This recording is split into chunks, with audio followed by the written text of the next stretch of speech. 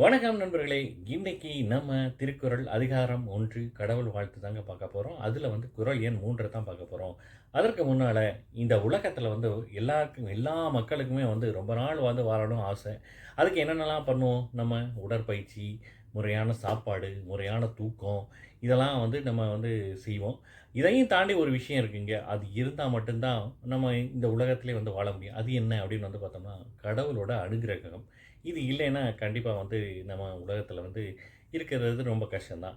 அப்ப அந்த அனுக்கிரகம் கிடைக்கணும் அப்படின்னா, அதுக்கு என்ன பண்ணணும்? எப்பொழுதுமே கடவுளோட திருவடிகளை தொழுதுகிட்டே இருக்கணும். அதுதான் இந்த குறளும் சொல்ல வர்றாங்க. அதாவது "மலர்மிசை ஏகினான் மானடி சேர்ந்தார் நிலமிசை நீடு வாழ்வார்" அப்படின்னு சொல்றாங்க. இதுல ஒரு ஒரு வார்த்தைக்கும் என்ன அர்த்தம் அப்படிங்கிறத பார்க்கலாம். அதாவது மலர்மிசைனா மலரின் கண் அப்படின்னு சொல்றாங்க. ஏகினான் அப்படின்னா சென்றமர்ந்தவன். மானடி சேர்ந்தான் திருவடியை இடைவிடாது நினைப்பவர் அப்படின்னு சொல்றாங்க. நிலமிசை நிலமிசைனா நில உலகின் கண் அப்படின்னு சொல்றாங்க.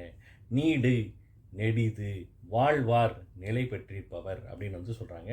இப்ப இதோட விளக்க உரை என்ன சொல்ல வருதுன்னா, அகமாகிய மலரின் இருப்பவரது திருவடியை மறவாமல் இருப்பவர் இந்த உலகத்திலேயே நெடுங்காலம் வாழ்வார் அப்படின்னு சொல்றாங்க.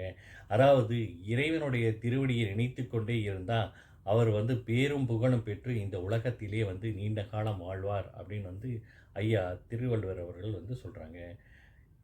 நம்மளும் இதை கடைபிடிக்கலாம். இப்போ இந்த குறள் உங்களுக்கு புரிஞ்சிருக்குன்னு நினைக்கிறேன்.